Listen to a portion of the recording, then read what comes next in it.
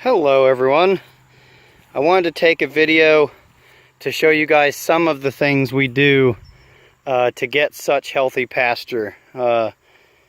It's really easy to see the video and ooh and ah if all you understand is that we rotate animals intelligently. So it is August right now. Was it the 7th or 8th? We're in Southwest Ohio. And we have 6 or 7 days straight of rain. Today being the first one, the ground's already a little bit wet. I wanted to show you guys how we repair pasture. With such juvenile pasture, we don't have a very strong root system developed yet. And depending on where we move the cattle, when we move the cattle, and how we move the cattle, they create bare spots. Notice how I said cattle.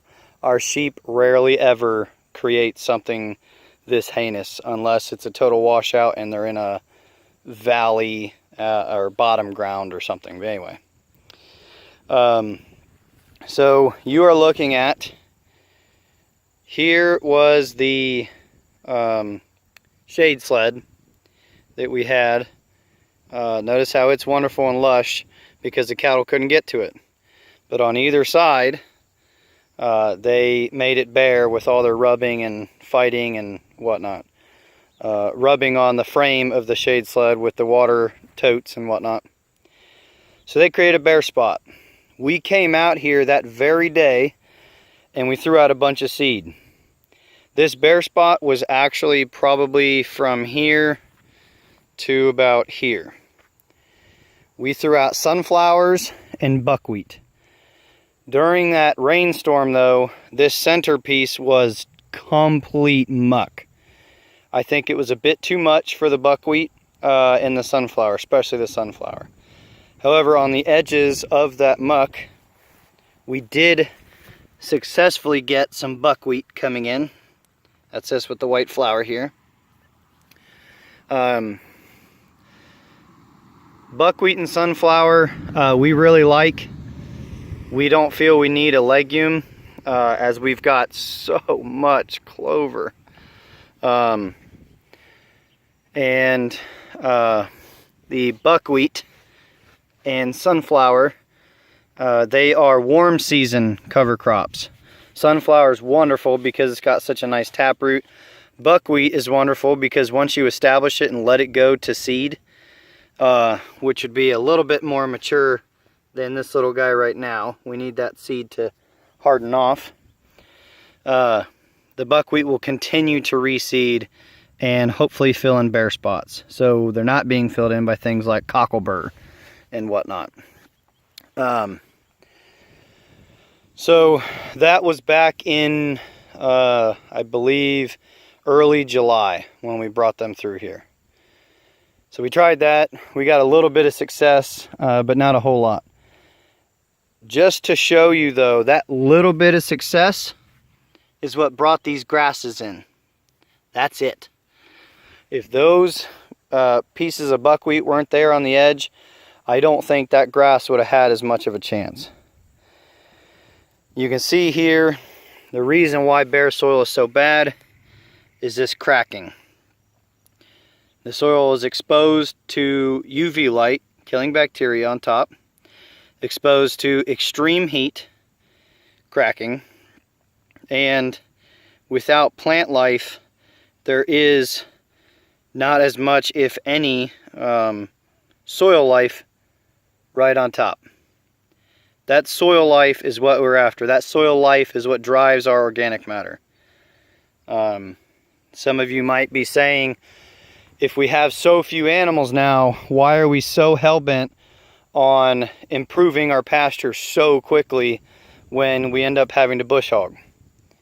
That's a very astute point, economics-wise especially. We feel that we are trying to improve our organic matter as fast as we can for a myriad of reasons, but the main reason being we're not thinking of right now. We're thinking of the future when I would already confidently say we have a carrying capacity of 2 cows per acre. I'm not messing that up. I'm not saying 2 acres per cow like our area average. I'm saying 2 cows per acre, and that's without feeding any hay in the winter. I'll say that again. 2 acres, or so, gosh, 2 cows per acre, and still having enough stockpile to not have to feed hay in the winter. This field is not quite what we want it to be. This is a very, very mined field. You can see the property line and what this used to look like. Looks wonderful, looks healthy, except I know it is not. They do no-till. I will give them that. But there's a bunch of chemicals. You don't see a weed in there. There's no life. But hey, everybody, enjoy your tofu. Anyway, so in this mixture, I've been standing at the spot long enough. We have put down perennials, annuals, broadleaves, cool season, and warm season plants. There is one legume. It's a certain type of alfalfa, but that's it. I don't want, and it might make up 1% of what's in here. I don't want any more legumes with all this clover. The risk for bloat is extreme, and we still do not have a red Devon cattle to help prevent bloat. Anyway, so in here we've got the sunflower and buckwheat as a quick growing warm season cover crop. We also have an endophyte free fescue, orchard grass, a little bit of perennial rye. This field does sit wetter when it's covered. Tillage radish. Oh, what else is in that mix? I think 2 other things I can't remember off the top of my head. But it's also important to note that we pretty much at all times have a really expensive mycorrhizal inoculant that is complete with a bit of sea kelp and 4 or 5 different species of endomycorrhizal fungi, which will help these plants thrive. It really helps to liven the soil, and it's really important that you apply it either in a liquid during a soon-to-be rain, or if, like right now, we have a whole bunch of rain coming. You can see what the cattle have done here, and this is the next space we put the shade wagon. So shade's necessary, but as long as we're having to provide shade like this, I call it a necessary evil. In a rainstorm, those steers, not even 1,000 pounds, probably only 700, will muck up our very juvenile pastures. So we always have seed on hand to repair it. Right now we have more seed than I otherwise would because of how many bare spots we have and are expecting, as well as how much honeysuckle we're clearing and opening up the ground for more pasture. But I wanted to show you another thing. That old spot that I was showing you had a lot of cracks in it. So does this spot. We unloaded hay here about 2 weeks ago, and there's a lot of loose hay that it creates. That loose hay, if it's clean, is great for your meat rabbits and guinea pigs or something else. In addition, because we did 400 bales, there's still quite a bit of loose hay. So we use it as a somewhat of a mulch. Really, really thin, but just something to help keep that seed a little bit wetter. Maybe even keep it in place during some of the harder rainstorms to come. And that alone, that cover, will help the soil bacteria, will help earthworms get a little bit closer to the surface and help that seed out. Now, one thing you don't want to do is get a whole bunch of hay and just plop it down, because that thickness is going to be really hard to get through. So we try and leave it kind of thin and see what comes up. So right now is a good time to plant your perennial cool season pasture plants. I know a lot of you guys were probably excited when you saw our thing about warm season grasses. So far, what I have understood, which is limited, is to not plant warm season grasses right now. They do better if you can plant them in the spring or do what's called a dormant seeding and plant them in the dead of winter. Almost like frost seeding. I would have no problem throwing out $20 a pound seed, frost seeded, in addition to my clover. So let's come down here. One of the issues this pasture had was how absolutely bone dry it was. And it was having a hard time keeping any moisture. And without moisture, most of your cool season grasses just struggle. This is our famous ravine.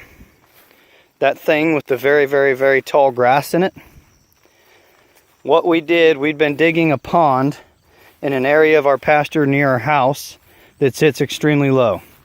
I don't want to fight cattle all the time because of that piece being just too low. Doesn't make sense. I don't want to make a goldfish fly. So we took some of that dirt and we filled up this ravine. This is what the ravine used to look like. Just in doing that, we brought grass in. I mean, amongst other things. But this has become a wonderfully lush habitat for all kinds of things. And you can see we had no water flowing into here from the street today, yet it is full. Next season, this is going to be a little bit more full. Once we get our backhoe back, I'm going to dig this out a bit more, formalize it. And this same thing will happen to an extent, except these grasses are just going to move a little bit farther out. So let's recap. Always make sure you cover your soil. Sunflowers are one of the cheapest cover crops. I go to Tractor Supply, I go to the feed mill, and I just buy black oil sunflower seed. 16 bucks for a 50-pound bag. That is hard to go wrong. You can see here a stand of buckwheat that we got to come in. Again, case in point, here was the water wagon, and here are the bare spots around it. I tried seeding it, but specifically this piece here was a big muck pile. So the buckwheat kind of migrated to the end here and germinated. And it's doing wonderful, and we're not going to touch it. It will mature, and hopefully its seed will spread throughout. And the reason that I get excited about that is a highly palatable, when ready, but not overly mature, I believe, plant that is an alternative to a sea of clover and chicory. That is hugely important. I don't know if you can see, but there's yet, I think that's the 7th or 8th species of bird that I've seen since starting this video. Pretty cool stuff. You can also see in here, we had a bare spot, right? This clover all around had gone to seed, hardened seed. What I mean by that, this is not ready. You want this to be solid brown. Let's see here. Much like this guy, before you can say, well, it put down seed, I'll bush hog it or mow it. If you want it to put down seed, make sure it's brown. But anyway, we had a whole bunch of those brown clover seed heads. And that's what all these really tiny little green dots are, is that seed coming in. This is really, really nice improved medium red clover. It is a perennial. It is not a cover crop. It is doing really well for us on our terrible soils. Those of you who are unfamiliar, please check out some of our other videos about, gosh, I forget what we've called them over the years, but it's basically pasture succession. We took a field that was solid soybeans, really, really compacted clay ground, threw in our mixture to include all the grasses we wanted, and the only things that started coming up were the clover, wonderful and lush as it is, and chicory. Over time, with our sheep grazing it, not the cattle, the sheep, the cattle are way too high a risk of bloat, and they don't need that much protein. And we don't even have dairy cows, which are the highest protein requiring class of cattle there is. But as we rotationally graze the sheep, as we built the soil with them, eventually we started getting grasses coming in. Hold on, before I take you there, I wanted to show you. This is a tillage radish. This thing is bred for forage, from my memory. So it's got a whole lot of leaf material right now. That taproot is just barely beginning. If I can get this piece here filled in before the winter, this plant will overwinter. As long as we don't have a super, super hard winter, okay? I know some of you are going to say, well, I'm in Canada, I'm in Saskatchewan, Alberta, and that just doesn't work. I understand that. I'm sorry. There are other things you guys could plant. But anyway, this field right here has a whole bunch of really nice grass on it. One of the things that we've done, this is a little bit lower of a slope here, and a lot of this has eroded over the years and made its way down there. But we have tried to slow the flow of water on this farm anywhere and everywhere we can. I dug this by hand. It's doing okay. You can see already some of the plants starting to fill that little berm. Once we get our backhoe back, I'm going to pull this back and lift this berm another 2 or 3 feet and take it out. So we have a deeper pool for more amphibious life, but also we can get more moisture up to these hillsides that are a bit drier.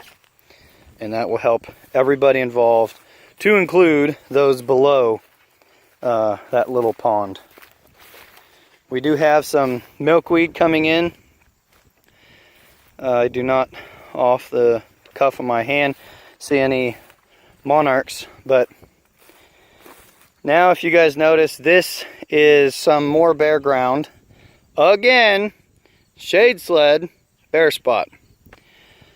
Yes, I know those of you who are familiar with cattle, I could increase the size of it, but our problem wasn't necessarily shade. It was more getting water to an area where we have no spigots and the steers circling this thing, rubbing on it. We have no actual hard fence inside these paddocks, so they just fought each other trying to get a chance to rub real good. We have since corrected a couple mineral deficiencies and things are quite a bit better. But anyway, this is a little bit more what the pasture used to look like when we first started. We had tiny baby grass that was struggling to come in, a whole lot of chicory.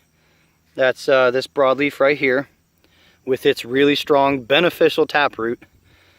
Chicory are those things that have gone to seed here. Man, stop auto zooming. If it overwinters after being mature, so at least a full season of growth going into the winter.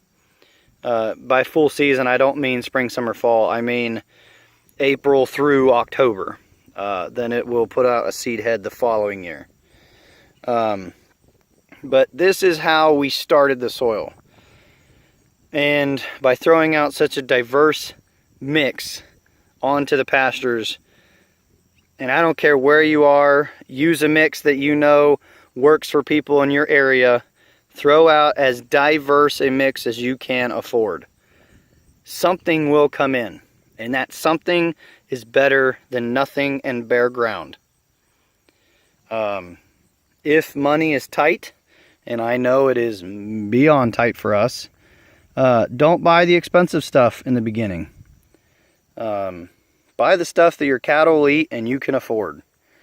And if it's just black oil sunflower seed from the feed store, sure, fine. If it's going through somebody's pasture that knows you, or you ask permission, and you just come along and you grab every brown seed head you can find, sweet, all the better. If you're already having to feed hay, make sure it's good hay, that you would want every single species of that hay in your pastures, and feed it in your pastures. I guarantee it's going to have some seed heads. And in so doing, you can choose where you put what little amount of seed you want to buy, or could afford, maybe. Not assuming everybody's struggling out there. But put the seed down in the winter, dead of winter, frost seed, the clover, however you do it. And then put the hay over it. Let the animals eat on it. If they're sheep and cattle, they'll probably eat what they want and then sit on it, sleep on it, pee on it, and poop on it. And then bam, you have your inoculant, you have your fertilizer, you have your mulch, you've got your soil cover, everything is ready. Now, one thing I also wanted to point out, we are a small farm, so we can afford to do this. But even if I had 100 acres, I would be out here doing what I can on what I can every single time. And that 100 acres might be equivalent to 1,000 acres in Texas because of how much less rain they get. But if I had 100 acres, I could probably afford more help. I could probably afford to not work off of the farm, or because I had 100 acres, I'd have to work off the farm longer. Depends on how you look at it. But my point is, the biggest thing to help your pastures is your own 2 eyes, and somewhat in the words of General Mattis, the space that lies between your ears is the most important 6 inches on the battleground. Being out here, being able to observe is the biggest key. Too many farms nowadays rely on technology. Well, I don't know if you've been seeing, but I've been going through and picking undesirable weeds. Technology might be able to identify it from a distance, but that does not mean that technology will be able to just bend right down and pick it up. Especially in our area, we have horse nettle. That's no bueno. No bueno. That is very, very bad if we let it spread. And it spreads if you just walk away and don't do anything about it. A lot of people spray it. We don't want to spray. Right now, I'm pulling up, not sure if this is cocklebur or what this actually is, but I remember a tour on Greg Mann's farm in Tennessee, and he had advised we pull it up. I really need to look this up. But anyway. Another thing being out here is we see surprising beneficials. So right here, can anyone guess what this is? 3, 2, 1. This is a black walnut sapling. It is a riparian species, meaning it likes low ground with lots of water. We have recently learned with a lumber mill very close by that black walnut is a wildly valuable species of wood, hardwood, that pays big money. And so as long as these things are reasonably spaced, here's one, there's another one right there, another one right there, I'm going to protect them. We still have quite a bit of standoff between the actual woods, and black walnut does not cast a really dense shade. Yes, I know it creates jug loan, but generally speaking, pasture plants are immune. So it's a mega win, as well as it produces nuts that the hogs love. So to recap, before I finally hang up and get off my soapbox, cover your soil, pay attention to your soil, and rotationally graze. There's always a seed that could be planted at any time of year. I don't care what experts say. Even if the seed, when you put it down because you just happen to have it and it's going bad or mice are getting into it and you want to get rid of it before that happens, maybe it'll just stay dormant and come in a few months later. But for anyone to say that Timothy should not be planted in June doesn't understand that Timothy goes to seed naturally in June. So, again, while I look down for indications, I look up for my direction. You guys take care.